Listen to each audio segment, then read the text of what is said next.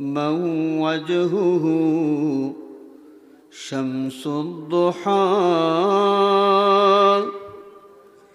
من خده بدر الدجى من ذاته نور الهدى من كفه بحر الهمم بلغ العلا بكماله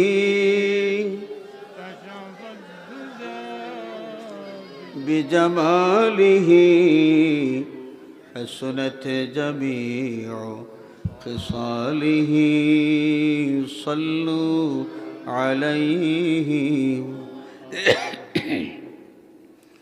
سبحانك لا علم لنا إلا ما علمتنا إنك أنت العليم الحكيم رب اشرح لي صدري ويسر لي أمري واحلل عقدة من لساني يفقه قولي ঐতিহ্যবাহী তুরুক ভাগ হিফজুল কোরআন দাখিল মাদ্রাসা এবং গ্রামবাসীর উদ্যোগে আয়োজিত বার্ষিক ইসলামী মহাসম্মেলনের সম্মানিত সভাপতি যথাক্রমে হযরত মাওলানা আব্দুর রহিম কামালপুরী সাহেব এবং হযরত মাওলানা আব্দুল মান্নান চৌধুরী সাহেব দামাত বারাকাতুহুমুল আলিয়া বারাকাল্লাহু ফি হায়াতিহিমা, সম্মানিত উলামায়ে কেরাম, শ্রদ্ধেয় মুরব্বিয়ান, হুফাজে কেরাম, আইম্মায়ে মাসাজিদ, আমার প্রাণপ্রিয় যুবক ছাত্র বন্ধুরা, সর্বস্তরের নবী প্রেমিক, ওলি প্রেমিক, বিরাদারানে ইসলাম, প্রতিটি ইমানদারের সাথে 160 জন ফেরেশতা আল্লাহ রাব্বুল আলামিন খাদিম মুকরর করে দিয়েছেন। একজনকেও আমরা চোখে দেখি না। ফেরেশতা নূরের তৈরি সূক্ষ্ম দেহ, তাদেরকে খালি চোখে দেখা যায় না। আমরা যে শামিয়ানার নিচে বসেছি, আমাদের মাথার উপরে যে স্ক্রিন, যে কাপড় দেখা যাচ্ছে, ওই কাপড় তো আমরা খালি চোখে দেখছি, কিন্তু আমরা খালি চোখে দেখি না এমন কিছু আল্লাহ রাব্বুল আলামিন আমাদের সাথে রেখে দিয়েছেন। হাদিস শরীফের মধ্যে এসেছে, কোরআন হাদিসের আলোচনা যেখানে হয়, কোরআনে পাকের মাহফিল যেখানে হয়, আল্লাহ রাব্বুল আলামিনের পক্ষ থেকে মাহফিলে অংশগ্রহণকারী সকলের জন্যে সাকিনা নাজিল হয়, আল্লাহর পক্ষ থেকে রহমত নাজিল হয়, রহমতের ফেরেশতারা মাহফিল ঘেরাও করে রাখেন এবং প্রতিটি মানুষের উপর খুশি হয়ে, রাজি হয়ে আল্লাহ রাব্বুল আলামিন মুকাররব ফেরেশতাদের সাথে প্রতিটি মানুষের কথা বলে আনন্দ প্রকাশ করতে থাকেন। সুবহানাল্লাহ। এই তুরুক ভাগ হিফজুল কোরআন দাখিল মাদ্রাসার প্রাঙ্গণে আয়োজিত এই মাহফিলে আমরা যারা বসতে পেরেছি, এই মাহফিলের শামিয়ানার নিচে যে আমরা বসলাম, আর কিছু না হোক, নবীজির হাদিস শরীফ যদি সত্য হয়, তাহলে আমরা বিশ্বাস রাখতে পারি যে আল্লাহ রাব্বুল আলামিন আমাদের উপর খুশি হয়ে আমাদের আলোচনা করছেন মুকাররব ফেরেশতাদের সাথে। তাহলে এই মাহফিলের শামিয়ানার নিচে বসা, এটা এমন একটা গুরুত্বপূর্ণ কাজ, যেই কাজের মাধ্যমে মহান মালিক আল্লাহ পাককে খুশি করা যায়। আমরা যারা এই গুরুত্বপূর্ণ কাজ করতে পেরেছি, আল্লাহ পাক আমাদেরকে তৌফিক দিয়েছেন, সুযোগ দিয়েছেন, এই জন্য মহান মালিকের দরবারে আবারও শুকরিয়া জানাই, সবাই বলি আলহামদুলিল্লাহ। হাজরিন, আমাদের সাথে ফেরেশতা আছেন, চতুর্দিকে ঘেরাও করে আছেন মাহফিল। ফেরেশতারা কি করেন? এই হাদিস শরীফের ব্যাখ্যার মধ্যে এসেছে এবং অন্য হাদিস শরীফের দ্বারা এর ব্যাখ্যা পাওয়া যায় যে মাহফিলে যা হয় ফেরেশতারা এই কাজে অংশগ্রহণ করেন। তা আমরা কোরআন হাদিসের বয়ান শুনি, এই মাহফিলে ফেরেশতা যারা, তারাও কোরআন হাদিসের বয়ান শোনেন। আমরা যখন দোয়া করি, তারাও তখন আমাদের সাথে দোয়ায় সামিল হন। আমরা দোয়া করি, আমাদের এক একটা দাবি আল্লাহর দরবারে পেশ করি, আর ফেরেশতারা আমিন আমিন আমিন বলতে থাকেন। সুবহানাল্লাহ। হাজরিন, ফেরেশতাদের গুনাহ আছে? গুনাহ লা ইয়াসুনাল্লাহা মা আমারাহুম ওয়া ইয়াফআলুনা মা ইউমারুন। ফেরেশতারা আল্লাহ পাকের কোনো হুকুমের নাফরমানি করেন না, একটা মুহূর্তের জন্যও না। আল্লাহ পাক যা হুকুম করেন হুবহু সেই আমলটা তারা করেন, হুকুমের ফরমান বরদারি করেন। সুবহানাল্লাহ। নিষ্পাপ ফেরেশতা যখন আল্লাহুম্মা আমিন বলেন, আমরা দোয়া করি, আর তারা যখন আমিন বলেন, আমিন শব্দের অর্থ কি? আমিন শব্দের অর্থ হলো আল্লাহুম্মা তাকাব্বাল, আল্লাহুম্মা তাকাব্বাল, অর্থাৎ আল্লাহ তুমি কবুল করে নাও। আমরা আমাদের দাবিগুলো আল্লাহর দরবারে পেশ করি, দরখাস্তগুলো আল্লাহর দরবারে পেশ করি, আর যদি নিষ্পাপ ফেরেশতারা আমাদের জন্য সুপারিশ করে যে আল্লাহ তোমার বান্দারা যেই ফরিয়াদ করতেছে, যেই দাবিগুলো তোমার দরবারে পেশ করতেছে, তাদের দাবি তুমি কবুল করে নাও, আমাদের বিশ্বাস নিষ্পাপ ফেরেশতাদের এই সুপারিশ আল্লাহ রব্বুল আলামিন বেকার বানাবেন না। তাদের সুপারিশের কারণে আমাদের দোয়া আল্লাহ পাক কবুল করে নেবেন। এই জন্যে নেক মাহফিলের দোয়া বড় গুরুত্বপূর্ণ। আমাদের বর্তমান যুগে কিছু কৃপণ লোক, কিছু বখিল বের হয়েছে।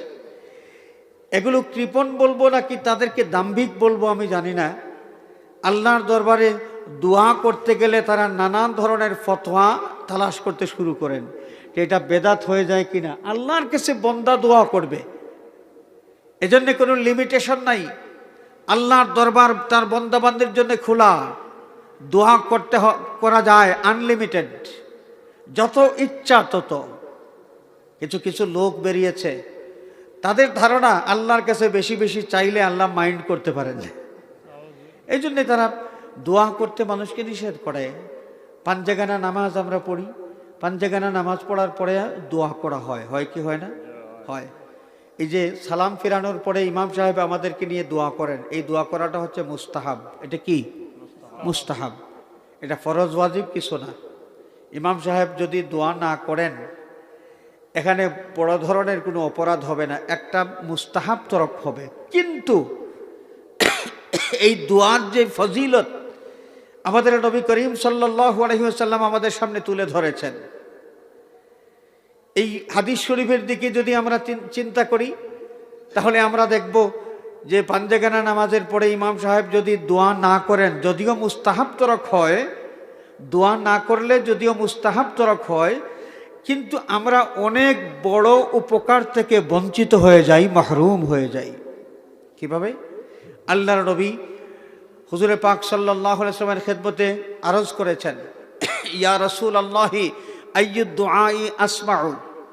সুনানে নাসাই শরীফের মধ্যে হাদিস শরীফ এসেছে, আর অনেকগুলো হাদিস গ্রন্থের মধ্যে এসেছে, ইয়া রাসূলুল্লাহ, কোন সময় দোয়া করলে আল্লাহ রব্বুল আলামিন খুব তাড়াতাড়ি কবুল করবেন? সাহাবী প্রশ্ন করেছেন। আল্লাহ হাবিব সাল্লাল্লাহু আলাইহি ওয়াসাল্লাম জবাব দিয়েছেন, যেই সময় দোয়া করলে আল্লাহ রব্বুল আলামিন তাড়াতাড়ি কবুল করবেন বলে প্রবল ধারণা করা যায়, ইয়াকিন রাখা যায়, এই সময়ের মধ্যে একটা সময় হলো দুপুরে কুল্লি সলাতিন মাকতুবাতিন, যখন ফরজ নামাজ আদায় করা হয়, ফরজ নামাজ আদায় করার পরে যদি দোয়া করা হয়, তাহলে সেই দোয়া আল্লাহ রব্বুল আলামিন তাড়াতাড়ি কবুল করবেন বলে আশা করা যায়। এখানে আরও একটা কথা আমি বলি, এই হাদিস যদি আমরা কাউকে শোনাই, তারা বলতে পারে এখানে তো সম্মিলিত দোয়ার কথা বলা হয় নাই, সবাই একসাথে ইমাম সাহেবের সাথে দোয়াতে শরিক হব, এই কথা তো বলা হয় নাই।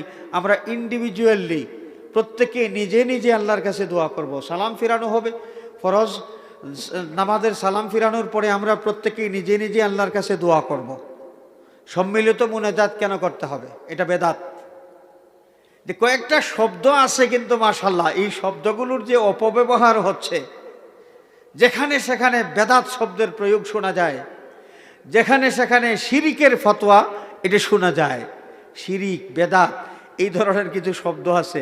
আর আরেকটা শব্দ হলো সরি। সরি একটা শব্দ আছে না? একজন লোক কোনো মনোযোগ ছাড়া গাফলতির মধ্যে চলাফেরা করতেছে, হাঁটাচলা করতেছে, আরেকজন মানুষের পায়ের উপর যখন তার জুতার চাপ লাগলো, তখন এই লোকটা যখন উফ শব্দ উচ্চারণ করলো ব্যথা পাওয়ার পর, তো এই লোকটা তাকায় দেখলো তার জুতার চাপে ওই লোকটা ব্যথা পেয়েছে, উফ শব্দ উচ্চারণ করেছে, সাথে সাথে বলে উঠলো সরি। আরে বাবা, সরি বলার সাথে সাথে কি তার ব্যথা দূর হয়ে যাবে? তো তুমি অমনোযোগী না হয়ে, গাফিল না হয়ে, একটু সতর্ক হয়ে যদি চলাফেরা করতে, তাহলে তো আরেকজন লোককে তোমার ব্যথা দেওয়ার দরকার হতো না। আমরা গাফলতি করব আর কোনো মানুষকে কষ্ট দেওয়ার পরে বলবো সরি। এই সরি শব্দটা যেখানে সেখানে ব্যবহার করা হয়, বেশি বেশি আমরা শুনি। আবার আরেকটা হলো যে বেদাত শব্দ, যেখানে সেখানে বেদাত শব্দের প্রয়োগ পাওয়া যায়, এই শব্দটা ব্যবহার করে অনেক ভালো ভালো আমল থেকে আমাদেরকে বঞ্চিত করা হচ্ছে। শিরিক আরেকটা শব্দ। শিরিক শব্দটা কারো ওসিলা নিয়ে আল্লাহর দরবারে দোয়া করলে নাকি শিরিক হয়ে যায়, নবীজির শাফাআতের আশা করলে নাকি শিরিক হয়ে যায়। এই যে শিরিকের কত ফতোয়াবাজি আমাদের সমাজে চলতেছে। আমরা সবাই একসাথে মিলে যদি দোয়া করি, এই সম্মিলিত মুনাজাত, এটা নাকি বেদাত। আচ্ছা আপনারা বলুন, আল্লাহ রাব্বুল আলামিন হুকুম দিয়েছেন আকিমুস সালাহ, তোমরা নামাজ কায়েম করো। আমরা নামাজ কায়েম করি, তো আমি তো নামাজ ফরজে কেফায়া না ফরজে আইন? পাঞ্জেগানা নামাজ, পাঁচ ওয়াক্ত নামাজ ফরজে আইন না ফরজে কেফায়া? ফরজে আইন। তো আল্লাহ রাব্বুল আলামিন ইন্ডিভিজুয়ালি প্রতিটি মানুষের উপর নামাজ ফরজ করে দিয়েছেন। তো আমার উপর নামাজ ফরজ হয়েছে, আমি নামাজ পড়বো, আমার বাড়িতে পড়বো, যেখানে ইচ্ছা সেখানে পড়বো, আমি একা একা পড়বো। তো ওইখানে আবার মসজিদে গিয়ে ইমাম সাহেবের পিছনে ইক্তেদা করে নামাজ আদায় করতে হবে, এটা কেন? কে শিখাইয়ে দিলেন এবং কেন শিখাইয়ে দিলেন? যদি এই প্রশ্নের উত্তর আমরা পেয়ে যাই, তাহলে সম্মিলিত মুনাজাত করার যে ফজিলত, এটা আমাদের বুঝতে সহজ হয়ে যাবে। হাজিরিনে কেরাম, তো আমরা যে মসজিদে ইমাম সাহেবের ইক্তেদা করে নামাজ পড়তে যাই, এই জন্য কত ঝামেলা দেখেন। ইমাম সাহেব একজন নিয়োগ দেওয়া লাগে, ইমাম সাহেবের সম্মানীর ব্যবস্থা করা লাগে, ইমাম সাহেবের থাকা খাওয়ার ব্যবস্থা দেওয়া লাগে, কত ঝামেলা।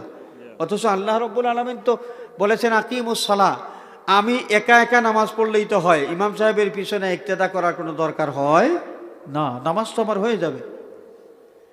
একসাথে আমরা নামাজ পড়ি, ইমাম সাহেবের ইক্তেদা করে আমরা একসাথে নামাজ পড়ি, এই পদ্ধতিটা আমাদেরকে শিখায় কে দিয়েছেন?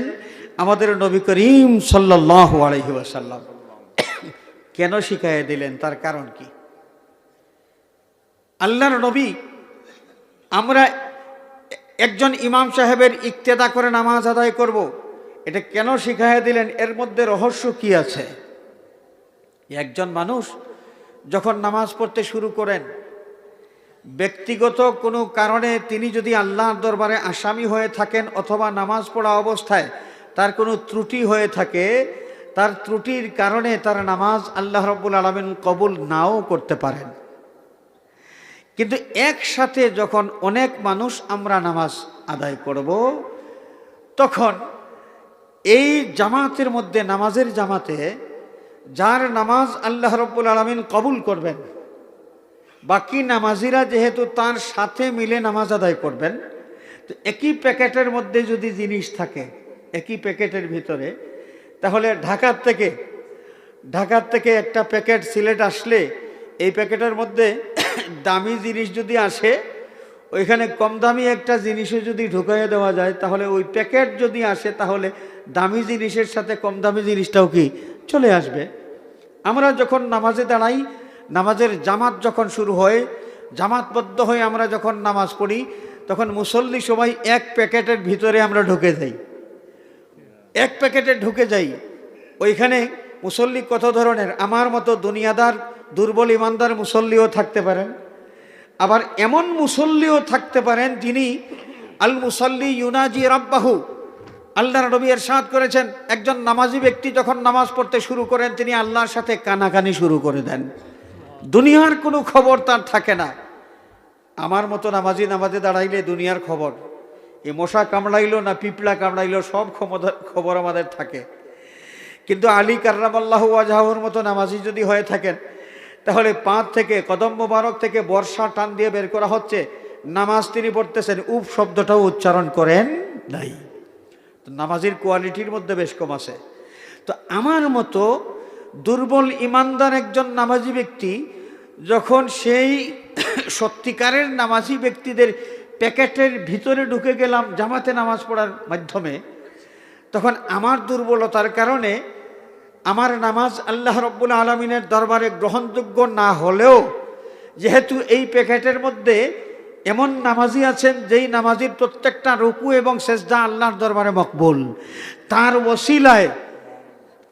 ওসিলায় তার নামাজটা যদি আল্লাহর কাছে পৌঁছে, তাহলে ওই প্যাকেটের ভিতরে আমার নামাজও তো আছে, আমার মতো দুর্বল ব্যক্তির নামাজ, তো আমার নামাজটাও তার ওসিলায় আল্লাহর দরবারে পৌঁছে যাবে। সুবহানাল্লাহ।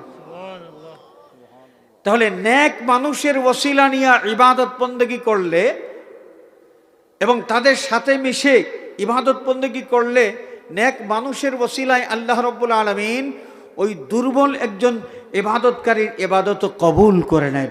এই জন্য আল্লাহর নবী সাল্লাল্লাহু আলাইহি ওয়াসাল্লাম একটা কৌশল শিখিয়ে দিয়েছেন যে, উম্মত, তোমার উপর আল্লাহ পাক নামাজ ফরজ করে দিয়েছেন, তুমি একার যদি নামাজ পড়ো ফরজ আদায় হয়ে যাবে, ঠিক আছে, কিন্তু তুমি তো জানো না তোমার কোন ভুল আছে, ত্রুটি আছে, যেই কারণে নামাজ তুমি পড়বে কিন্তু তোমার নামাজ কবুল হবে না।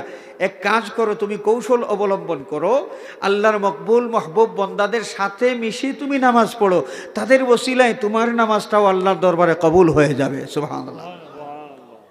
ঠিক সেইভাবে দোয়া, আমরা যখন আল্লাহর দরবারে দোয়া করি, আমার জবানের নাপাকির কারণে জীবনে কত মিথ্যা কথা হয়তো বলেছি, জবান নাপাক করে দিয়েছি, জীবনে হয়তো কত গীবত করেছি, জবান নাপাক করে দিয়েছি। এই নাপাক জবান দিয়ে আল্লাহর দরবারে যখন আমি কোনো দরখাস্ত পেশ করব, আমার জবানের দোষের কারণে, আমার ত্রুটির কারণে আমার দরখাস্ত আল্লাহর দরবারে নাও যাইতে পারে, গ্রহণযোগ্য নাও হইতে পারে। কিন্তু আল্লাহর মাহবুব বন্দা যারা, আল্লাহর বন্দাদের মধ্যে এমন মানুষও আছেন, হাদিসে কুদসির মাধ্যমে আল্লাহ রাব্বুল আলামিন জানিয়ে দিয়েছেন যে আমার খাস মহব্বত প্রাপ্ত বন্দা যারা আছে, লা ইন সাআলানি লা আ'তিয়ান্নাহু, আমার খাস মহব্বতের বন্দা যদি আমার কাছে কিছু চায়, কিছু সওয়াল করে, তাহলে আমি অবশ্যই আমার বন্দার এই দাবি পূরণ করে দিব, তার সওয়াল আমি ফিরাইয়ে দিব না। সুবহানাল্লাহ বলেন।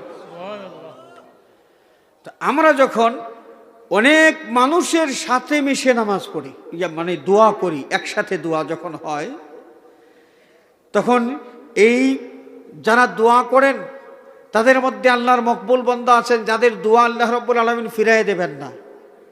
আমার জবানের সওয়াল আল্লাহর কাছে গ্রহণযোগ্য না হলেও তার গ্রহণযোগ্য বন্দাদের দোয়ার প্যাকেটের মধ্যে আমার দোয়াটাও যদি আমি ঢুকাই দেই, তাহলে তার দোয়ার সাথে আমার দোয়াটাও আল্লাহ রাব্বুল আলামিনের দরবারে কি হয়ে যাবে?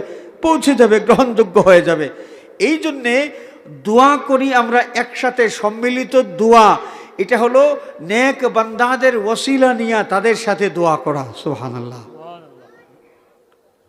আল্লাহর নবী ইরশাদ করেন যে মকবুল দোয়া, যেই দোয়া আল্লাহ রাব্বুল আলামিন কবুল করে নেবেন আশা করা যায়, প্রবল আশা করা যায়, এর মধ্যে একটা সময় হলো ফরজ নামাজের পরে যখন দোয়া করা হয়, তখন সেই দোয়া আল্লাহ রাব্বুল আলামিন খুব তাড়াতাড়ি কবুল করে নেন। আল্লাহর হাবিব সাল্লাল্লাহু আলাইহি ওয়াসাল্লাম আমাদেরকে উৎসাহিত করেছেন, অনুপ্রাণিত করেছেন। হাদিস শরীফের মধ্যে পাওয়া যায়, আল্লাহর নবী ইরশাদ ফরমান, আমার উম্মতেরা তোমরা বেশি বেশি করে আল্লাহর কাছে কান্নাকাটি করে, বেশি করে দোয়া করো। বন্দা যখন আল্লাহর কাছে বেশি বেশি সওয়াল করে, দোয়া করে, আল্লাহ রাব্বুল আলামিন তত বেশি খুশি হয়ে যান। সুবহানাল্লাহ। নবীজি বেশি বেশি দোয়া করার প্রতি আমাদেরকে উৎসাহিত করেছেন। আর কিছু নমক হারাম, দাম্ভিক, যারা আল্লাহর কাছে চাইতে যা তাদের লজ্জা লাগে, এই দাম্ভিকগুলো তারা দোয়া করার থেকে মানুষকে নিরুৎসাহিত করে। আগে ছিল এক ঝামেলা যে জানাজার নামাজের পরে দফনের আগে দোয়া করবেন কি করবেন না। এখন এই ঝামেলাটা, দোয়া করার ঝামেলাটা আরও মাত্রা পেয়েছে, আরো কয়েক ডিগ্রি বৃদ্ধি পেয়েছে। জানাজার নামাজ বাদ দিয়া এখন আরো বড় ঝামেলা যে পাঞ্জাগানা নামাজ করার পরে দোয়া করা হবে কি হবে না। একদল লোক, এই যে একদল লোক বলতে কি পরিষ্কার কথা, ওই যে লা মাযহাবি আছে, সলফি, যারা কোনো মাযহাব বিশ্বাস করে না, আছে না, আছে কি নাই আমাদের দেশে? আছে। নিজেরা মাযহাব মানে না এবং তারা বড় বড় ফতোয়া দেয় যে মাযহাব মানলেই নাকি শিরিক হয়ে যায়। এই সমস্ত লা মাযহাবি যারা তথাকথিত আহলে হাদিস, তথাকথিত কি আহলে হাদিস, নিজেদেরকে আহলে হাদিস দাবি করে, অথচ তারা হাদিস মানে না। তারা কি করে না? হাদিস মানে না। হাজরিনে কেরাম, এই আহলে হাদিসগুলো তারা মানুষকে বোঝায় যে নামাজের সালাম ফিরানোর পরে আর দোয়া করার দরকার নেই। কেন দরকার নেই? ও দেখবেন তারা মাঝে মাঝে তাদেরকে দেখা যায় মসজিদে ইমাম সাহেব সালাম ফিরানোর পরে মুনাজাত করতেছেন, দোয়া করতেছেন, মুসল্লিরা ইমাম সাহেবের সাথে দোয়ায় শরিক হন। আর কিছু লোক মাঝে মাঝে একটা দুইটা দেখা যায় তারা আল্লাহর দরবারে হাত উঠাইতে তাদের লজ্জা লাগে। আল্লাহ যদি মাইন্ড করেন, তারা কি করে বসে বসে আঙ্গুল ঘষে, ভাব দেখায় তারা তসবি পড়তেছে। আসলে তসবি কিছুই না, টাইম পাস করা। মানুষ দোয়া করতেছে, এই লোকটা কি করবে? মসজিদের ভিতরে বের হতেও পারতেছে না এবং টাইম পাস করতে হবে, আঙ্গুল ঘষায়, মানুষকে দেখায় যে তসবি পড়তেছে। তো যাই হোক, আমার কথা অনেক দূরে চলে গিয়েছে।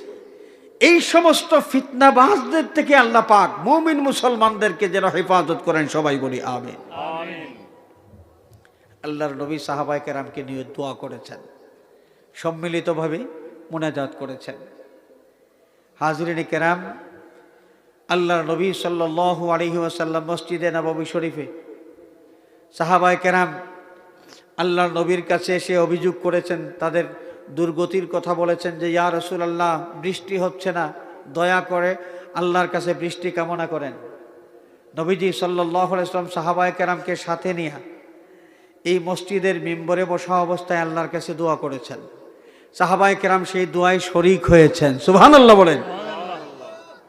আবার আল্লাহর নবীর কাছে এক সপ্তাহ পরে আবার বলা হচ্ছে, জুমাবার পরবর্তী জুমায় বলা হচ্ছে, ইয়া রাসূলুল্লাহ, বৃষ্টি যে হারে শুরু হয়েছে মানুষের বাড়িঘর পর্যন্ত তলিয়ে যাবে, দয়া করে আল্লাহর কাছে দোয়া করেন, আল্লাহ পাক যেন বৃষ্টি বন্ধ করেন। আল্লাহর হাবিব সাল্লাল্লাহু আলাইহি ওয়াসাল্লাম বৃষ্টি বন্ধ করার জন্য আল্লাহ রাব্বুল আলামিনের দরবারে দোয়া করেছেন। মসজিদে নববী শরীফে উপস্থিত একজন সাহাবীও বাদ থাকেন নাই, প্রত্যেক সাহাবী আল্লাহর নবীর সাথে আল্লাহর কাছে দোয়া করেছেন। সম্মিলিত মুনাজাত দোয়া আছে কি নাই? আছে কি নাই? এরা খুঁজে পায় না, এগুলো খুঁজে পায় না।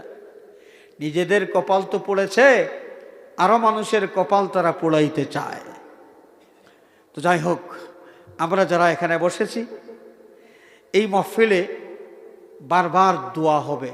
যত বুজুর্গ এখানে বয়ান করেছেন প্রত্যেকেই দোয়া করেছেন, প্রত্যেকেই কি দোয়া করেছেন এবং প্রত্যেক বুজুর্গের সাথে এই দোয়াই মাহফিলের ফেরেশতারা শামিল হয়েছেন এবং তারা বলেছেন আল্লাহুম্মা তাকাব্বাল, আল্লাহুম্মা আমিন আমিন আমিন আমিন। আল্লাহ, তোমার বান্দাদের এই ফরিয়াদগুলো কবুল করে নাও। সুবহানাল্লাহ। সূরা নিসার থেকে আমি প্রথমে তেলাওয়াত করেছি।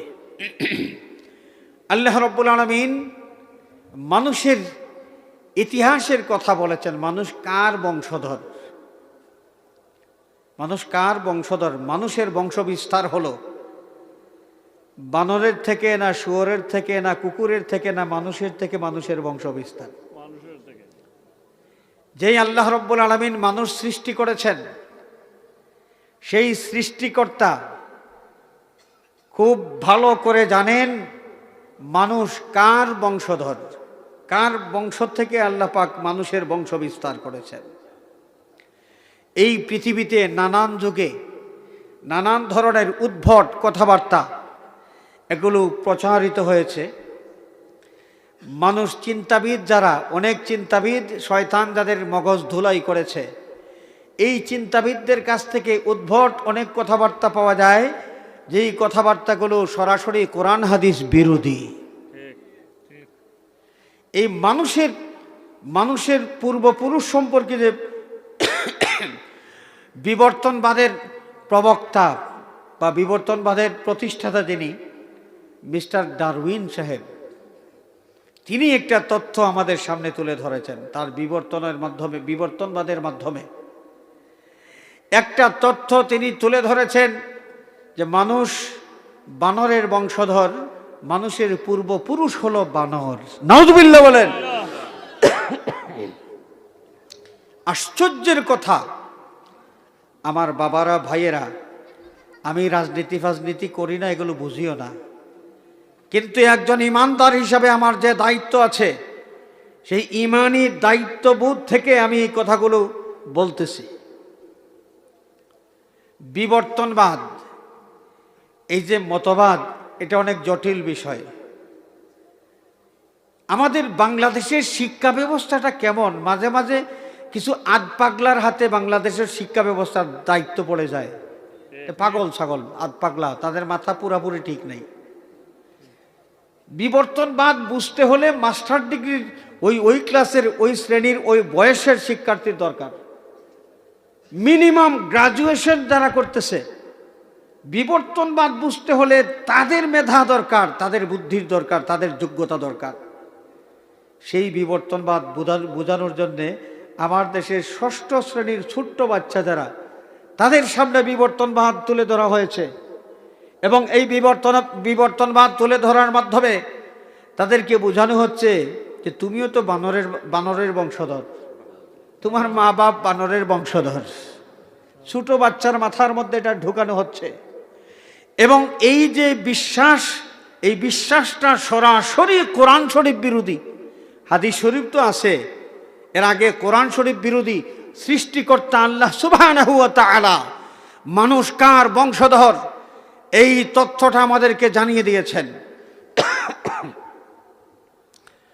আল্লাহ রাব্বুল আলামিন সূরা নিসার প্রথমে বলছেন,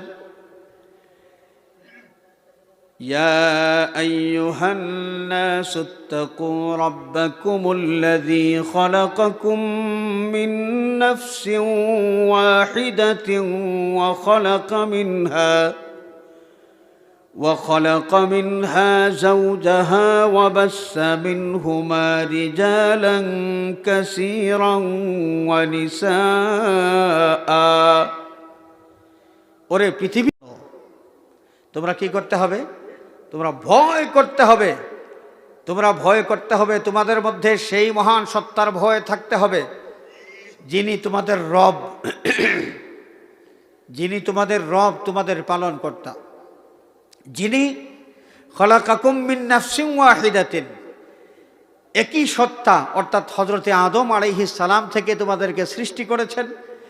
আদম থেকে তার স্ত্রী হাওয়া এবং আদম হাওয়া দুইজন থেকে অসংখ্য নরনারীর বিস্তার ঘটিয়ে দিয়েছেন। গোটা পৃথিবীতে অসংখ্য নরনারী বিস্তৃত হয়েছে। তাদের পূর্বপুরুষ আদম এবং হাওয়া। আদম এবং কি? হাওয়া। আল্লাহ রাব্বুল আলামিন যখন এই তথ্যটা আমাদেরকে দিলেন, আদম আর হাওয়া দুইজন কি বান্দর ছিলেন? দুইজন কি বানর ছিলেন? বানর। দুইজন কি ছিলেন? মানুষ। তাহলে আল্লাহর দেওয়া তথ্য অনুসারে পৃথিবীর সমস্ত মানুষ মানুষের বংশধর। কার বংশধর? মানুষের বংশধর।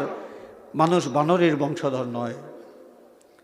অন্য জায়গায় আল্লাহ পাক ইরশাদ ফরমান, ইন্না খলাকনাকুম মিন যাকারিন ওয়া উনসা ওয়া জাআলনাকুম শুউবান ওয়া ক্বাবাইল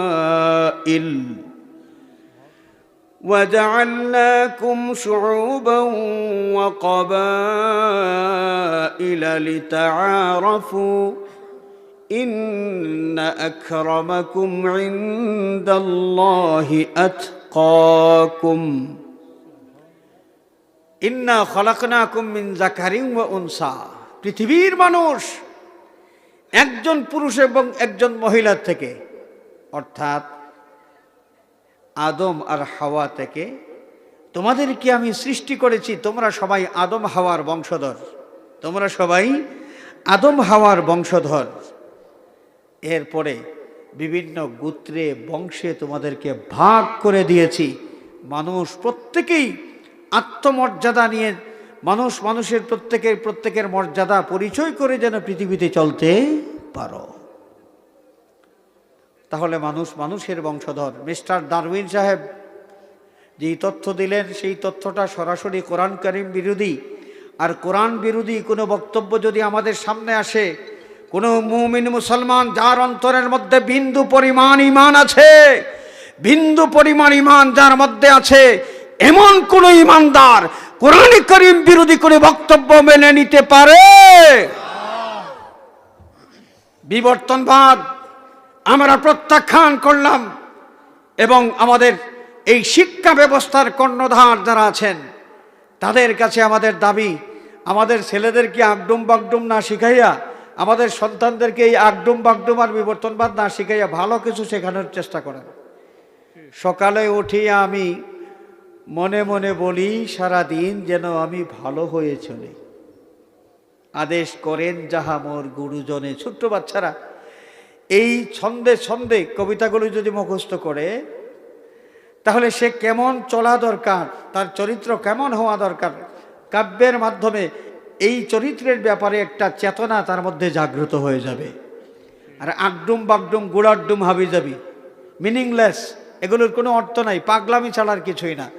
বাচ্চাদেরকে এই পাগলামি শিখাইয়া কোনো লাভ আছে? আমাদের দাবি, এই আমাদের কি বাচ্চাদেরকে বানরের বাচ্চা বানাবেন না, আমাদেরকে বানরের বাচ্চা বানাবেন না। এমন কোনো শিক্ষা যেন বাচ্চাদেরকে দেওয়া না হয়, যেই শিক্ষা, যেই বক্তব্য, যেই বিশ্বাস সরাসরি কোরআনে কারীম বিরোধী। কোরআন বিরোধী কিছুই কোনো ঈমানদার একটা মুহূর্তের জন্যও মেনে নিতে পারে না। লজ্জাজনক অনেক কিছুই বাচ্চাদেরকে শেখানো হচ্ছে, যেই বিষয়গুলো আরো পরেও সে শিখতে পারে, মানুষের জীবনে তার জৈবিক চাহিদাকে সুরসুরি দেওয়ার মতো। আমি আর ভেঙ্গে বলতে পারবো না। মানুষের জৈবিক চাহিদার প্রতি সুরসুরি দেওয়ার কিছু বিষয় আছে, বাচ্চাদের সামনে বিষয়গুলো সচিত্র তুলে ধরা হয়। বাচ্চাগুলো এগুলো শিখবে। মানুষের বয়স সন্ধিকোণের যে পরিবর্তন, এই বাচ্চা কি বুঝবে? পঞ্চম ষষ্ঠ শ্রেণীর বাচ্চা কি বুঝবে? এটা ছাগল দিয়া মহিষের চাষ করাবেন? বোকামি ছাড়া, পাগলামি ছাড়া আর কিছুই হইতে পারে না। হাজরিনে কেরাম, তো মানুষ মানুষের বংশধর, আমরা মানুষ। আল্লাহ রব্বুল আলামিন আমাদের মর্যাদার কথা কালামে পাকের মাধ্যমে জানিয়ে দিয়েছেন। এই কোরআনে কারীম যতদিন পর্যন্ত থাকবে ততদিন পর্যন্ত মানুষ জাতির মর্যাদার এই সার্টিফিকেটটা পৃথিবীতে থাকবে। আল্লাহ পাক বলেন, ওয়ালাকাদ কাররামনা বানি আদম ওয়া হামালনাহুম ফিল বাররি ওয়াল বাহরি ورزقناهم من الطيبات وفضلناهم على كثير ممن خلقنا تفضيلا كرمنا بني آدم আমি আদম সন্তানকে মহিমান্বিত করেছি, সম্মানিত করেছি। ওয়া হামালনাহুম ফিল বাররি ওয়াল বাহরি, জলে স্থলে সব জায়গায় তার গমনাগমনের সুযোগ দিয়েছি। ওয়া রাযাকনাহুম মিনাত তাইয়্যিবাত, আবার সৃষ্টিকুলের মধ্যে সবচাইতে সম্মানিত সৃষ্টি যারা মানুষ, এই মানুষের জন্য আমি যাচ্ছে তাই রিজিকের ব্যবস্থা করি নাই। রাযাকনাহুম মিনাত তাইয়্যিবাত, পাক পবিত্র যত বস্তু আছে এগুলোকে তাদের জন্য আমি রিজিক নির্ধারণ করে দিয়েছি। তাহলে আমাদের রিজিক পাক না নাপাক জিনিস? পাক পবিত্র যা আছে তাই মানুষের রিজিক। এই কোরআনে কারীমের আয়াত প্রমাণ করে, এই আয়াতে কারীমার ইশারাতুন নস দ্বারা প্রমাণ পাওয়া যায় যে নাপাক বা হারাম যা আছে তা কোনো মানুষের রিজিক হইতে পারে না। হারাম কোনো জিনিস মানুষের রিজিক হইতে পারে না। হাজরিনে কেরাম, মানুষ যেহেতু সৃষ্টির সেরা জীব, এই কারণে আল্লাহ রাব্বুল আলামিন মানুষের জীবন ধারণের যে পদ্ধতি নির্ধারণ করে দিয়েছেন, এটা লাগামহীন নয়। একজন মানুষ লাগামহীন চলাফেরা করতে পারেন না। একজন প্রত্যেকটা মানুষের জন্য নির্ধারিত একটা শখ আল্লাহ রাব্বুল আলামিন দিয়ে দিয়েছেন। এই শখ অনুসরণ করে একটা মানুষ তার জীবন ধারণ করবে। আল্লাহ প্রদত্ত যেই শখ আছে, যেই শখ অনুসরণ করে প্রতিটি মানুষ তার জীবনযাপন করা দরকার, এর নাম হলো ইসলামী শরীয়ত। এর নাম কি? ইসলামী শরীয়ত। আমার ভাইয়েরা, আমার বাবারা, ইসলামী শরীয়তের বিধিবিধান আল্লাহর কোনো লাভের জন্য নয়, আল্লাহর নবীর কোনো লাভের জন্য নয়। ইসলামী শরীয়তের বিধিবিধান সমস্ত মানুষের কল্যাণের জন্যে। কার কল্যাণের জন্যে? মানুষের কল্যাণের জন্যে। ইসলামের মধ্যে যে বিষয়গুলোকে হালাল বলা হয়েছে তা মানুষের কল্যাণের জন্যে। যা কিছু হারাম করে দেওয়া হয়েছে, মানুষ এই বিষয়গুলোর থেকে নিজেকে বাঁচায় রাখবে, আর এর কারণে আল্লাহই কিছু বেড়ে যাবে না, মোটেও ব্যাপার এমন নয়। মানুষ এই নিষিদ্ধ বা হারাম থেকে, নাজাইজ থেকে যদি নিজে বেঁচে থাকে, তাহলে সে তার জন্য অকল্যাণকর, ক্ষতিকর যা আছে, এই ক্ষতিকর জিনিস থেকে নিজে আত্মরক্ষা করতে পারল। শরীয়তের হালাল হারাম, জায়েজ না জায়েজ, আমাদের কল্যাণের জন্য, এটা আমাদের মনে রাখতে হবে। হাজরিনে কেরাম, আমাদের জীবনটা অগুছালো নয়, নিয়ন্ত্রণ মানে লাগামহীন নয়। আমাদের জীবনটা একটা নির্ধারিত ছকের মধ্যে পরিচালিত করতে হবে। গরু ছাগল আছে, গরু ছাগলের জীবন, ওইখানে কোনো নির্ধারিত নকশা নাই, কোনো কিছু তমিজ করে চলার কোনো দরকার তাদের নাই। গরু ঘর থেকে বের হয়ে যেই জমিনের ধানে মুখ দিল, এটা তার নিজের মালিকের ধান নাকি অন্য মানুষের ধান, সেটা গরু বিচার করবে না, বিচার করে সে মুখ দেবে না, এবং সেটার দরকারও তার নাই। গরু কোনটা তার মা, কোনটা বাপ, কোনটা ভাই, কোনটা বোন, কোনটা ফুফু, কোনটা খালা, এগুলো পরিচয় করা, তমিজ করে চলার কোনো প্রয়োজন গরু ছাগলের, চতুষ্পদ জন্তুর নাই। কিন্তু মানুষ এভাবে চলতে পারবে? নারী পুরুষ একত্রিত হইয়া এক জায়গায় খোলামেলা উঠা বসা করলাম, নাচানাচি করলাম, আমোদ ফুর্তি করলাম, যুবক যুবতী একত্রে নাচানাচি করলাম। এই যে আমাদের বাংলাদেশেও আছে 31st নাইট উদযাপন করার নামে, আমাদের মফস্বল এলাকাগুলোতে এগুলোর তেমন একটা ছোঁয়া লাগে নাই, কিন্তু 31st নাইট উদযাপনের যে চিত্র, যেই ঢাকা মহানগরী, বাংলাদেশের রাজধানী ঢাকায় যেই চিত্র দেখা যায়, এটা বড় ভয়ঙ্কর। রাতের বেলা যুবক যুবতী, বিশ্ববিদ্যালয়ের ছাত্র ছাত্রী, বিভিন্ন বয়সের পেশার মানুষ, এরা উদ্ধাম নাচ গান করে খোলামেলা একজন আরেকজনের সাথে গায়ের সাথে গা মিলায়, এইভাবে নাচ গান করে অবাধ মেলামেশা যাকে বলা হয়, অবাধ মেলামেশা।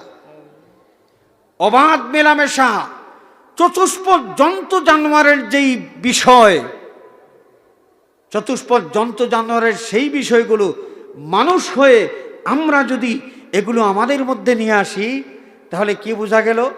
আকৃতিতে আমরা মানুষ, খাসলতে চতুষ্পদ জন্তু জানোয়ার। আকৃতিতে আমরা মানুষ, খাসলতে চতুষ্পদ জন্তু জানোয়ার। আমাদের দেশে নারীবাদী কিছু লোক আছে, নারীবাদী।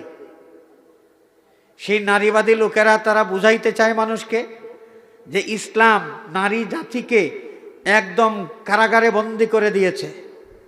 এই জন্য সেই নারীবাদী যারা দুষ্ট চক্র, যারা অসংখ্য নারীর সাথে অবাধ মেলামেশা করতে চায়, সেই নারীদেরকে রাস্তায় নামাইয়া দেওয়ার জন্য একটা স্লোগান শিখিয়ে দিয়েছে।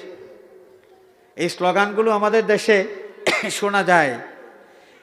স্বামীর কথা মানব না, ঘরের কোণে থাকব না। স্বামীর কথা মানব না, ঘরের কোণে থাকব না। ঘরের কোণে থাকবা না, তুমি যাবা কই? ডাস্টবিনে যাও। নারী, এক সময় ইতিহাস তোমার এমন ছিল, এই সমাজের মধ্যে তোমাদের জাতি ছিল ভোগ্য একটা বস্তু ছাড়ার কিছুই না। যেই পুরুষ যখন যেই নারীকে পছন্দ হয়েছে তার সঙ্গী হিসাবে, বিছানার সঙ্গী হিসাবে গ্রহণ করেছে, আবার যখন তার প্রয়োজন শেষ ধাক্কা দিয়ে ঘর থেকে বের করে দিয়েছে। নারী, সেই সময় তো তুমি কোনো জায়গায় গিয়া তোমার মনের দুঃখের কথা বলার মতো জায়গা ছিল না। নারী, তুমি যখন অবহেলিত ছিলে, তোমার ঠিকানা বাপের বাড়িতেও হতো না, স্বামীর বাড়িতে হতো না, রাস্তায় রাস্তায় তুমি ঘুরতে। রাস্তার থেকে তোমাকে ঘরের ঠিকানায় পৌঁছায় দিয়েছে ইসলাম। কে দিয়েছে?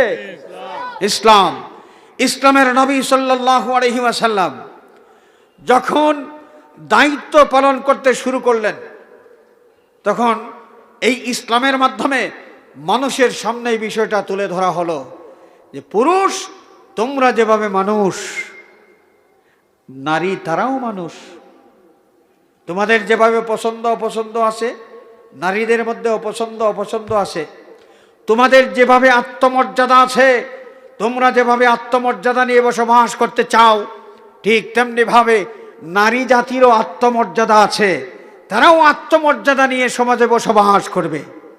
তা এই নারী জাতি ফেলনা কোনো জিনিস নয়, নারী জাতি ফেলনা কোনো জিনিস নয়।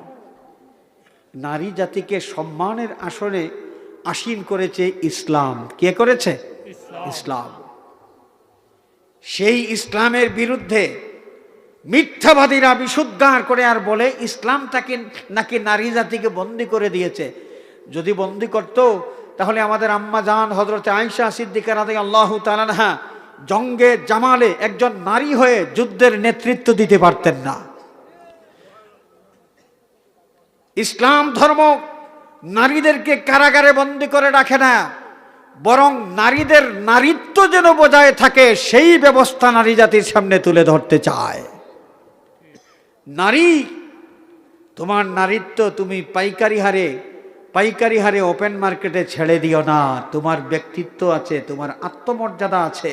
আর আত্মমর্যাদা নিয়ে বাঁচতে হলে তোমাকে কিভাবে চলতে হবে এই দিক নির্দেশনা ইসলাম তোমাকে দিয়েছে। ইসলাম তোমাকে হাত করা পড়াইয়া ঘরে বন্দি করে রাখে নাই। আম্মা জান হযরতে আয়েশা সিদ্দিকা রাদিয়াল্লাহু তাআলা আনহা জঙ্গে জামালে যুদ্ধের নেতৃত্ব তিনি দিতে পারলেন একজন নারী হয়ে। তাহলে আপনারা কি বলেন, নারী কি ইসলামকে নারী জাতিকে বন্দী করে রেখেছে? না। হাজিরিনে কেরাম, তো এই যে অবাধ চলাফেরা, যুবক যুবতী অবাধ চলাফেরা কোনো মানুষের জন্য এটা নয়, এটা চতুষ্পদ জন্তুর জন্যে। মা, খালা, ফুফু, বোন এগুলো পরিচয় করার কোনো প্রয়োজন তাদের নাই। যেমনি ইচ্ছা তেমনি চলাফেরা করবে, যা ইচ্ছা তা খাবে, যেই দিকে ইচ্ছা সেই দিকে যাবে, তাদের জন্য ধরাবাধা কিছুই নাই। কিন্তু মানুষ সব কিছু খাইতে পারে না, খাওয়ার ক্ষেত্রে বাছ বিচার করতে হয়। সব জায়গায় যাইতে পারে না, যাওয়ার ক্ষেত্রে বাছ বিচার করতে হয়। সব দিকে তাকাইতে পারে না, তাকানোর ক্ষেত্রে বাছ বিচার করতে হয়। একটা সুন্দর ছকের ভিতরে তার জীবন পরিচালনা করতে হবে। হাজিরিনে কেরাম, আল্লাহ রাব্বুল আলামিন সৃষ্টিকুলের মধ্যে আমাদেরকে শ্রেষ্ঠত্ব দান করেছেন। আমরা যদি আকৃতির দিকে তাকাই তাহলে বিশাল বিশাল পাহাড়, সেই বিশাল পাহাড়গুলো দাঁড়িয়ে আছে। সেই বিশাল পাহাড়ের চাইতে মানুষের মর্যাদা বেশি। আমরা যদি মাথা উপরের দিকে দেই, দৃষ্টি যদি উপরের দিকে যাই, বিশাল আসমান আমাদের মাথার উপরে দেখা যায়। আসমান এত বিশাল, কোথায় তার কোন প্রান্ত এই তথ্য কেউ জানে না। কিন্তু আল্লাহ রাব্বুল আলামিন সেই বিশাল আসমানের চাইতে মানুষের মর্যাদা বেশি দিয়েছেন। আকাশের সূর্য, যেই একটা সূর্য গোটা পৃথিবীকে আলোকিত করে, সেই সূর্য যতই তেজি হোক না কেন, সূর্যের চাইতে লক্ষ লক্ষ গুণ বেশি পাওয়ারওয়ালা নক্ষত্র সৌরজগতের মধ্যে আছে। সৌরজগতের বাহিরে গ্যালাক্সির মধ্যে আছে, ক্লাস্টারের মধ্যে আছে। এই সমস্ত নক্ষত্র যতই পাওয়ারফুল হোক, এদের মধ্যে এদের চাইতে মানুষের মর্যাদা বেশি। সুবহানাল্লাহ। আকাশের যেই চাঁদ স্নিগ্ধ আলো দেয়, চাঁদ ঝলমল করে, পূর্ণিমার চাঁদ যখন হয় তখন সেই চাঁদের দিকে তাকাইলে কত সুন্দর লাগে। গোটা রাতকে চাঁদ আলোকিত করে দেয়। কিন্তু আল্লাহ রাব্বুল আলামিন সেই চাঁদের চাইতে মানুষের মর্যাদা বেশি করে দিয়েছেন। মানুষের সাইজ যাই হোক, মানুষ 26 ইঞ্চি হোক আর 36 ইঞ্চি হোক আর 7 ফিট হোক আর 12 ফিট হোক, সাইজ যেমনি হোক, রং যেমনি হোক, শিক্ষা দীক্ষা যেমনি থাকুক, যদি মানুষ হয়ে থাকে, আদম সন্তান যদি হয়ে থাকে, তাহলে আদম সন্তানের মর্যাদা সৃষ্টিকুলের সকলের চাইতে বেশি। এমনকি ফেরেশতা, সাধারণ ফেরেশতাদের চাইতে সাধারণ মানুষের মর্যাদা বেশি। সুবহানাল্লাহ বলেন। হাজিরিনে কেরাম, আল্লাহ পাক ইরশাদ করেন, ওয়াফাদ্দালনাহুম আলা কাসীরিম মিম্মান খালাকনা তাফদীলা। আয়াতে কারিমার তাফসীর খুললে পাওয়া যায়, এখানে আল্লাহ রাব্বুল আলামিন এইদিকে ইঙ্গিত করেছেন যে ফেরেশতা, যেই ফেরেশতা আমি সৃষ্টি করেছি, আদম সন্তানের মর্যাদা সেই ফেরেশতার চাইতে বেশি। সুবহানাল্লাহ। সাধারণ ফেরেশতার চাইতে সাধারণ মানুষের মর্যাদা বেশি, বিশেষ বিশেষ ফেরেশতার চাইতে বিশেষ বিশেষ মানুষের মর্যাদা বেশি। নবী রাসূলের মর্যাদা, নবী রাসূলের মর্যাদা, সর্বকালের সমস্ত নবী রাসূলের মর্যাদা জিবরিল আমিনের চাইতে বেশি। সর্বকালের সমস্ত নবী রাসূলের মর্যাদা মিকাইল আলাইহিস সালামের চাইতে বেশি। সর্বকালের সমস্ত নবী রাসূলের মর্যাদা আজরাইল আলাইহিস সালামের চাইতে বেশি। সর্বকালের সমস্ত নবী রাসূলের মর্যাদা হযরতে ইসরাফিল আলাইহিস সালামের চাইতে বেশি। সুবহানাল্লাহ বলেন। আমরা যেহেতু মর্যাদার দিক থেকে সকলের উপরে, অতএব নাপাক কিছু আমাদের রিজিক হইতে পারে না। আল্লাহ রাব্বুল আলামিন বলে দিয়েছেন, ওয়ারাযাকনাহুম মিনাত তাইয়্যিবাত, রাযাকনাহুম মিনাত তাইয়্যিবাত, যা পাক পবিত্র আছে সব কিছু এই মানুষের আদম সন্তানের রিজিক আমি বানিয়ে দিয়েছি। হাজিরিন, হারাম যা কিছু আছে এগুলো পাক না নাপাক? হারাম যত কিছু আছে এগুলো পাক না নাপাক? নাপাক। নাপাক যদি হয়ে থাকে তাহলে মানুষের রিজিক এটা হইতে পারে না। এবারে আপনাদের কাছে আমি জিজ্ঞেস করি, কোনো মানুষ যদি সুদ খায়, সুদ খাওয়া এটা হালাল না হারাম? হারাম। আহারে কি মজার জিনিস, যেটার মধ্যে কোনো লস নাই, শুধু লাভ আর লাভ, লাভের লাভ, লাভের লাভ, চক্রহারে লাভ। আমার জানা একটা ঘটনা, মাত্র 2 লক্ষ টাকা একজন সুদের ভিত্তিতে আরেকজনকে ঋণ দিয়েছিল। 3 বছরের মাথায় সেটার বিল দাঁড়িয়েছে 20 লক্ষ টাকা। তাহলে যেই সুদখোর লোকটা, সে লাভবান হইল না ক্ষতিগ্রস্ত হইল? লাভবান হইল। কারণ 2 লক্ষ টাকা ইনভেস্ট করে আপনি যদি ব্যবসা করেন, আলু পেঁয়াজের দোকান দেন, ভ্যারাইটিস বা যে কোনো ধরনের ব্যবসা করেন, 2 লক্ষ টাকা থেকে আপনি 20 লক্ষ টাকা উপার্জন করতে হলে 2 বছর 2.5 বছরে হবে না, অনেক বেশি দিন আপনার অপেক্ষা করতে হবে। কিন্তু সুদখোর সেই লোকটা বিছানায় ঘুমাইয়া ঘুমাইয়া, দোকানেও যাওয়া লাগে না, মাল আনার জন্য বন্দর বাজারেও যাওয়া লাগে না, বাড়িতে ঘুমাইয়া ঘুমাইয়া মাথার মধ্যে তেল দেয়, মেড ইন ফ্রান্স পারফিউম গায়ের মধ্যে স্প্রে করে, তাই না, দামি জুতা পরে, দামি কাপড় চোপড় পরে চক্কর দেয়, আর ওইদিকে তার লাভ আর লাভ, কোনো পরিশ্রম নাই, পরিশ্রম ছাড়া লাভ। আল্লাহর কোরআনে কারীম যদি সত্য হয় তাহলে এই সত্যটাও আমাদের মানতে হবে। সুদখোর লোকটা আমরা বাহ্যিক দৃষ্টিতে যতই লাভবান দেখি, আসলে সেই লাভবান নয়। কারণ আমার মালিক, আমার মাওলা কোরআনে কারীমের মাধ্যমে আমাদেরকে জানিয়ে দিয়েছেন, ইয়ামহাকুল্লাহুর রিবা ওয়া ইউরবিস সাদাকাত। আল্লাহ রাব্বুল আলামিন সুদকে মিটায় দেন, নির্মূল করে দেন, এবং সদকাকে বাড়ায় দেন, বৃদ্ধি করে দেন। একজন সুদখোর মানুষ আমরা যদিও দেখি সেই লাভবান হচ্ছে, মাত্র 2-2.5 বছরে 2 লক্ষ টাকা থেকে 20 লক্ষ টাকার মালিক হইতে পেরেছে। কিন্তু যেই আল্লাহ রাব্বুল আলামিন মানুষের রব, মানুষের পালনকর্তা, সেই আল্লাহ পাক জানিয়ে দিয়েছেন পরিষ্কার, ইয়ামহাকুল্লাহুর রিবা, আল্লাহ পাক সুদকে মিটাইয়ে দেবেন। ওই 20 লক্ষ টাকা নিয়ে সেই বেশি দিন টিকে থাকতে পারবে না। এমনও হইতে পারে তার একটা ছেলে খুনের দায়ে আসামি হয়ে গেছে, এমনও হইতে পারে ফাঁসির অর্ডার হয়ে গেছে,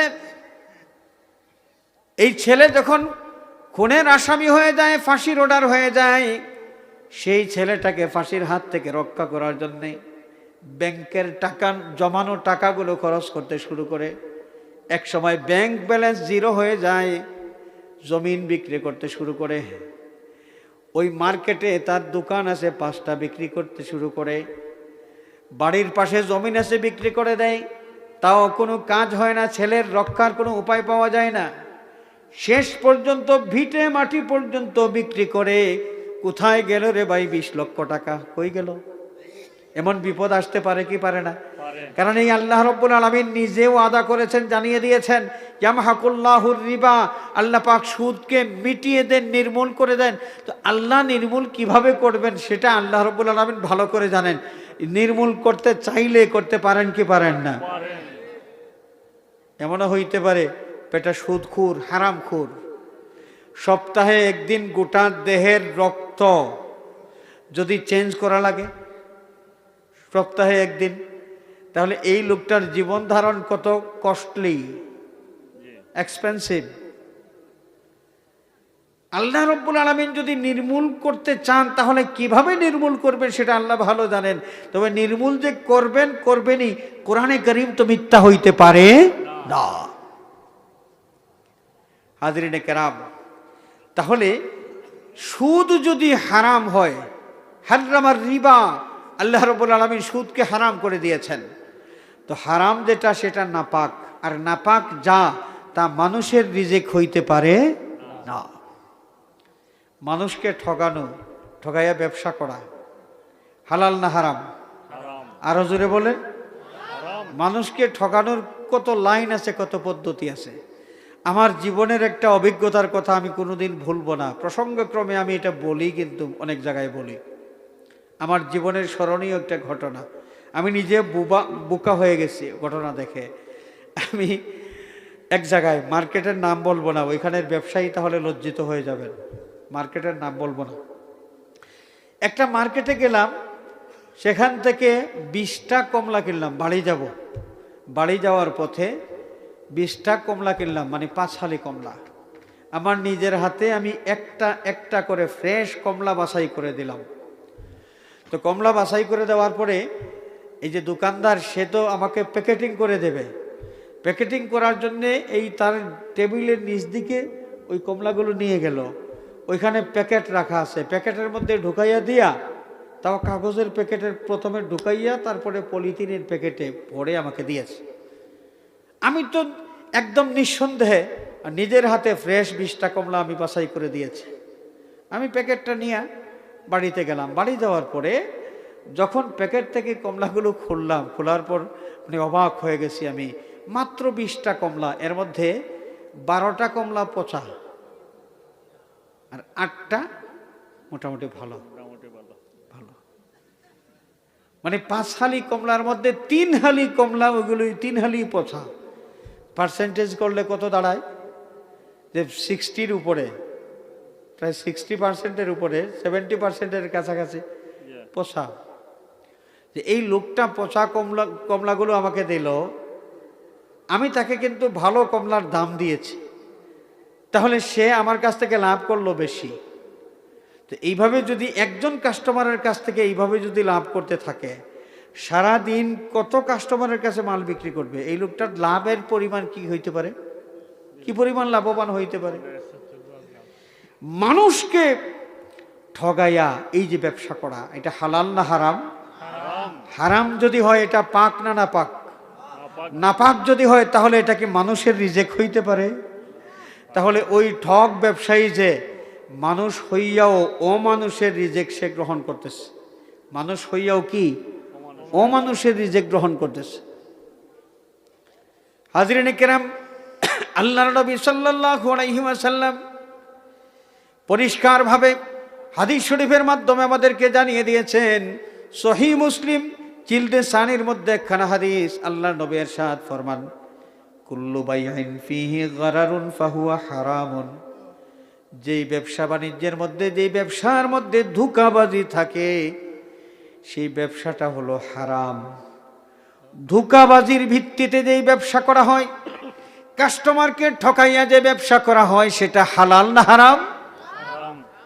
একজন হারামখোর মানুষ, সুদখোর যেভাবে হারামখোর, কাস্টমার ঠকাইয়া যারা ব্যবসা করে তারাও হারামখোর। ঘুষখোর মানুষ আছে, ঘুষ খাইয়া একজনের হক আরেকজনকে দিয়ে দেয়, এরাও কি হারামখোর। এই হারামখোর মানুষগুলো হারাম খাইয়া তাদের গায়ের যে রক্ত এবং গোশত বৃদ্ধি করে, আল্লাহর নবী সাল্লাল্লাহু আলাইহি ওয়াসাল্লামের ইরশাদ ফরমান, কুল্লু জাসাদিন নাবাত মিন সুহতিন তাকুলুহুন নার, যেই শরীরের গোশত এগুলো হারাম রিজিকের মাধ্যমে বাড়ে, এই শরীরটা, এই দেহটাকে জাহান্নামের আগুন বক্ষণ করবে। নাউজুবিল্লাহ বলেন। আমাদের দেহটা জাহান্নামের আগুনে জ্বলবে যদি হারামের মাধ্যমে দেহের গোশত আমি বাড়াই। জাহান্নামের আগুন সহ্য করতে পারবো না। তাহলে এই দুনিয়াতে হারামখোরি আমাদের বাদ দিতে হবে, হালাল তরিকায় জীবন যাপন করতে হবে।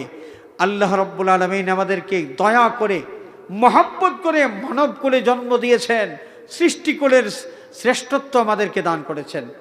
আল্লাহর এই দয়া এবং এই মায়ার মূল্যায়ন যেন আমরা করি। আল্লাহর দয়া আর মায়ার মূল্যায়ন করে আমরা যেন হালাল তরিকায় জীবনযাপন করার চেষ্টা করি। মনুষ্যত্বের যেই গুণ আমার মধ্যে থাকা দরকার, আমরা প্রত্যেকেই মনুষ্যত্বের গুণ ধারণ করে যেন জীবন যাপন করি। আল্লাহ পাক এই তৌফিক দান করুন, আমিন।